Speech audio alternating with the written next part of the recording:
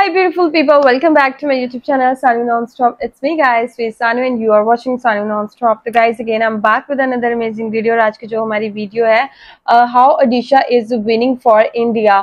ठीक है, ओडिशा को जो है वो हर दफा जो है थोड़ा बहुत अंडर एस्टिमेट किया जाता है इंडिया के अंदर, लेकिन ओडिशा जो है वो किस तरह जो है वो इंडिया की डेवलपमेंट में किस तरीके से जो है वो अपना पार्ट भरपूर तरीके से अदा कर रहा है। अभी नेहरू के चैनल से मैंने वीडियो ली है, बहुत अच्छे से वो हर चीज को एक्सप्लेन करेंगे।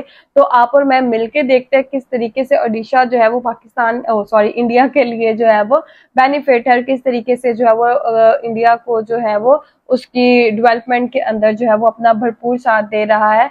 वीडियो को कर लेते हैं स्टार्ट, लेकिन उससे पहले गाइज अगर आप लोग मेरे चैनल पर अगर अभी तक आप लोगों ने मेरे चैनल को सब्सक्राइब नहीं कर रखा, पहले फटाफट से जल्दी चैनल को कर दीजिएगा सब्सक्राइब, वीडियो कर दीजिएगा लाइक, शेयर, आप लोगों की बहुत मेहरबानी होगी। तो चलिए guys let's jump into the video start. क्या भारत का सबसे गरीब स्टेट यूनाइटेड नेशंस के सामने भारत का नाम रोशन कर सकता है? करोड़ों रुपए की इन्वेस्टमेंट करके देश को ओलंपिक मेडल जिता सकता है, बार बार नए वर्ल्ड रिकॉर्ड्स बना सकता है। ये है कहानी उड़ीसा की, जहां आज हॉकी वर्ल्ड कप हो रहा है। लेकिन शायद हम में से कई लोग ये बात जानते भी नहीं होंगे। हमारे लिए ये गर्व की बात है कि दुनिया का सबसे हाईएस्ट कैपेसिटी वाला हॉकी स्टेडियम बनाने का रिकॉर्ड उड़ीसा ने और एज ए रिजल्ट भारत ने बनाया है। आज मुझे आपको उड़ीसा की कहानी सुनानी है, हॉकी की कहानी सुनानी है, बदलाव की कहानी सुनानी है। लेकिन ये कहानी सिर्फ एक स्टेट की, सिर्फ एक खेल की कहानी नहीं, भारत की कहानी। अगर आपको इस वीडियो से वैल्यू मिलती है तो इसे अपने दोस्तों के साथ शेयर कीजिए। आप हमारे वीडियोस देखते हैं और उन्हें पसंद भी करते हैं, इसलिए थैंक यू। लेकिन आप में से सिर्फ 30% लोगों ने चैनल को सब्सक्राइब किया हुआ। अगर हमारे वीडियोस ने आपको कभी कुछ मदद की है तो प्लीज वो सब्सक्राइब बटन क्लिक करना ना भूलिए। ये आपके लिए तो फ्री है, लेकिन इससे हमारी बहुत हेल्प होती है। चैप्टर 1, लोगों ने हॉकी देखना बंद क्यों किया? थोड़ा रिवाइंड करते हैं। ये है मेजर ध्यानचंद। गूगल कीजिए गॉड ऑफ हॉकी और आपको इनका नाम दिखेगा। 1928, 1932, 1936 3 बार इन्होंने हमें ओलंपिक गोल्ड जिताया। इनफैक्ट उनकी एक कहानी बहुत फेमस है। हिटलर ने ध्यानचंद को खेलते हुए देखा और वो काफी इंप्रेस हुआ। हिटलर ने मेजर ध्यानचंद को जर्मन सिटीजनशिप और अपनी आर्मी में एक पोस्ट भी ऑफर की, लेकिन मेजर ध्यानचंद ने भारत को नहीं छोड़ा। उनके बर्थडे को हम नेशनल स्पोर्ट्स डे मनाते हैं। ध्यानचंद हमारे देश के पहले स्पोर्ट्स हीरो थे। जब धोनी, सचिन, कपिल देव पैदा भी नहीं हुए थे। भारत ने 1928 से लेकर 1964 तक हॉकी में 7 ओलंपिक गोल्ड और 1 सिल्वर मेडल जीता। लेकिन फिर 1970s में कुछ ऐसा हुआ जिसकी वजह से भारत हॉकी में एकदम से पीछे छूट गया। पहले हॉकी ग्रास पर खेला जाता था, लेकिन खेल को और फास्ट बनाने के लिए 1976 के बाद हॉकी टर्फ पर खेला जाने लगा। यूरोप और ऑस्ट्रेलिया ने एक साथ आकर सिंथेटिक टर्फ पर खेलना कंपलसरी किया। ये एक ग्राउंड बनाने के लिए कम से कम 5 करोड़ रुपया खर्चा होता है, और उस समय भारत के पास इतना पैसा था ही नहीं। हमारे ऑफिशियल्स ने इस मूव के अगेंस्ट कोई एक्शन नहीं लिया। यानी यहाँ के प्लेयर्स प्रैक्टिस ग्रास पर करते थे और अल्टीमेटली टर्फ पर जाकर खेलना पड़ता था। इंफ्रास्ट्रक्चर अवेलेबल ही नहीं था। As a result Bharat hockey में पीछे छूट गया। 1975 में भारत ने आखिरी बार वर्ल्ड कप जीता था और उसके बाद एक भी बार नहीं। हॉकी में हमारा परफॉर्मेंस हर साल बुरा होता जा रहा था और दूसरे खेलों में हम धीरे धीरे जीत रहे थे। हम विनर्स बनकर उभर रहे थे और ऑडियंस भारत को जीतते हुए देखना चाहती थी। हमारा ध्यान वही गया जहां हम जीत रहे थे और हॉकी पीछे छूट गया। इनफैक्ट 2012 के ओलंपिक्स में भारतीय हॉकी टीम ने 12th पोजीशन पर, यानी लास्ट स्पॉट पर फिनिश किया। This was the darkest moment for Indian hockey. Chapter 2, Odisha की डार्क हिस्ट्री। जैसे हॉकी का पास्ट चैलेंजिंग रहा है, वैसे ही ओडिशा का भी पास्ट चैलेंजिंग रहा है। ओडिशा एक जमाने में भारत के सबसे गरीब स्टेट्स में से एक था। 29 अक्टूबर 1999 को 250 किलोमीटर प्रति घंटे के स्पीड से हवाएं चलने लगी। ओडिशा को साइक्लोन ने घेर लिया। इस एक साइक्लोन में 10,000 लोगों ने अपनी जान गंवाई, 16 लाख घर बर्बाद हो गए।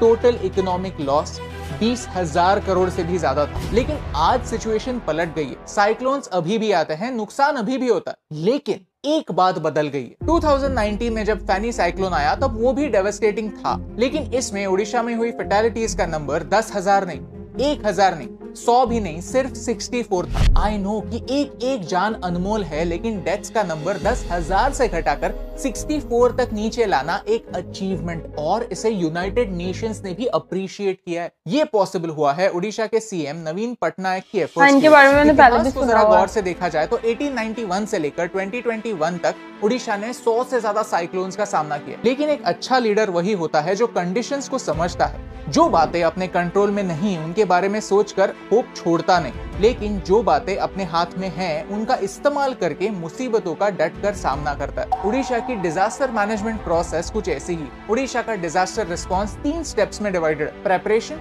एक्शन और प्रॉम्प्ट रिएक्शन। प्रेपरेशन यानी साइक्लोन आने से एक हफ्ता पहले ही टेक्नोलॉजी का इस्तेमाल करके ये समझा जाता है कि सबसे ज्यादा इम्पैक्ट कहाँ होने वाला है। एक्शन यानी अफेक्टेड एरियाज के लोगों को इवैक्यूएट किया जाता है, सेफ एरियाज में रीलोकेट किया जाता है, मछुआरों को वार्निंग दी जाती है कि अब समंदर में ना जाएं। प्रॉम्प्ट रिएक्शन, जब साइक्लोन आता है तो सीएम खुद डिजास्टर को मॉनिटर करते हैं और जल्द से जल्द अफेक्टेड एरियाज में रिलीफ यानी मदद पहुंचाते हैं। ऑफ कोर्स साइक्लोन का इकोनॉमिक इम्पैक्ट आज भी होता है, लेकिन 1999 से उड़ीसा आज बहुत आगे निकल गया। यूनाइटेड नेशंस ने भी उड़ीसा के इस मॉडल की तारीफ की है और साइक्लोन्स और टोर्नेडो जहां आते हैं वैसे एरियाज को उड़ीसा से सीखने के लिए कहा है। ये पूरे भारत के लिए गर्व की बात। चैप्टर 3, उड़ीसा और हॉकी का कनेक्शन। अब उड़ीसा और हॉकी का क्या कनेक्शन है? उड़ीसा ने हॉकी को एज अ स्पोर्ट अडॉप्ट किया। आपने आईपीएल के बारे में सुना होगा, वैसे ही हॉकी इंडिया लीग भी होता है। इस लीग में उड़ीसा स्टेट ने कलिंगा लैंसर्स नाम की एक टीम खरीद ली।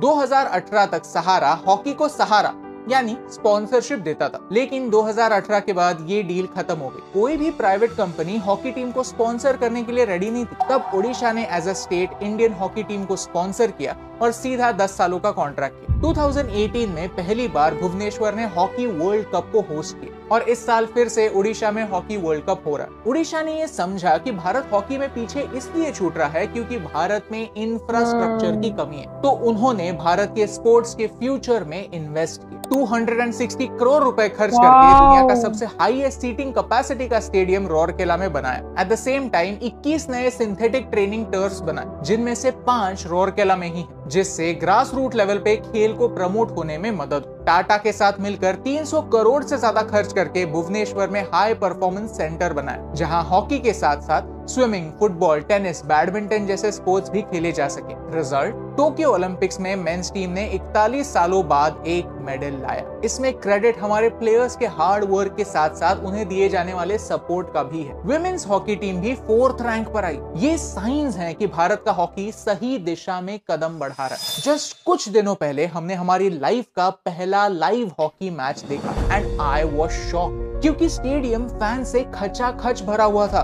गोल जाने पर लोग चीयर कर रहे थे, इंडिया को सपोर्ट कर रहे थे। छोटे बच्चों को इंडिया का फ्लैग पकड़े देखकर लगने लगा कि हॉकी का डार्केस्ट पीरियड अब खत्म हो रहा है। Chapter 4, conclusion. तो हम ये कहानी क्यों बता रहे हैं? क्या हमें उड़ीसा सरकार ने पैसे दिए हैं उनकी तारीफ करने के लिए? बिल्कुल नहीं। आज की कहानी स्पेशल इसलिए है क्योंकि उड़ीसा ने अंडरडॉग्स की वैल्यू समझी। उड़ीसा एज अ स्टेट खुद अंडरडॉग। यहाँ ऐसे कई फील्ड्स हैं जहाँ डेवलपमेंट होना बाकी है, लेकिन उड़ीसा खुद की पोटेंशियल जानता है और उसी तरह उड़ीसा भारत की पोटेंशियल जानता है। इसीलिए हॉकी की तरह उड़ीसा और स्पोर्ट्स को भी धीरे धीरे अडॉप्ट कर रहा है। जैसे कि खो खो, उड़ीसा ने अल्टीमेट खो खो लीग में भी एक टीम खरीदी है और रग्बी, स्विमिंग, फुटबॉल जैसे खेलों में भी इन्वेस्ट कर रहा है। आज उड़ीसा प्राउडली भारत की स्पोर्ट्स कैपिटल बन चुका है। एक ऐसा स्टेट जो नेचुरल डिसएडवांटेजेस की वजह से पीछे छूट रहा था, वो आज भारत को मेडल दिलाने जा रहा है। अगर भारत का हर स्टेट एक एक स्पोर्ट को अडॉप्ट करने लगा तो हो सकता है कि आज जैसे हम क्रिकेट में एक बहुत अच्छी वीडियो, बहुत इंटरेस्टिंग और बहुत कुछ जो है वो ओडिशा के बारे में जो है वो हम लोगों ने जाना, किस तरीके से जो है वो इंडिया की डेवलपमेंट के अंदर छोटा नहीं बल्कि बहुत बड़ा जो एक हाथ होता है ना वो ओडिशा का है। ओडिशा को जो है वो बिल्कुल जैसे वो अभी बता रहा था, ठीक है, कि अंडरडॉग के तौर पर जो है वो समझा जाता था कि भाई इसने क्या कर लेना, लेकिन ओडिशा ने जो है वो अपने बलबूते पर जो है वो हॉकी खेलने वालों को चांस दिया, ठीक है। और ओडिशा स्टेट ने जो है वो इंडिया की डेवलपमेंट के अंदर बहुत भरपूर तरीके से अपना साथ दिया और इतने पैसे खर्च करके जो है वो पूरा वो स्टेडियम हॉकी वालों के लिए तैयार करवाया, उनको स्पॉन्सर भी किया। फिर उसके बाद साइक्लोन जो थे वो बहुत ज्यादा आते थे, जिसकी वजह से जो है वो इतने लोग मरते थे। डेथ रेट जो है वो बिल्कुल 2 से 3% हो गया, बहुत ज्यादा परसेंटेज थी पहले डेथ रेट की वहां पर। और जो वहां के सीएम है, ठीक है, वो बहुत अच्छे से जो है वो हर चीज को मैनेज कर रहे हैं, which is very good thing. तो गाइस आप लोगों का इसके बारे में क्या कहना है कि ओडिशा जो है वो किस तरीके से जो है वो इंडिया की डेवलपमेंट्स के अंदर भरपूर साथ दे रहा है। अगर आप लोग ओडिशा से हैं तो let me know in the comment section. Like subscribe और शेयर जरूर कीजिएगा। तो चलिए गाइस मिलते हैं आपको नेक्स्ट वीडियो के अंदर। बाय बाय, अपना बहुत सारा ख्याल रखिएगा।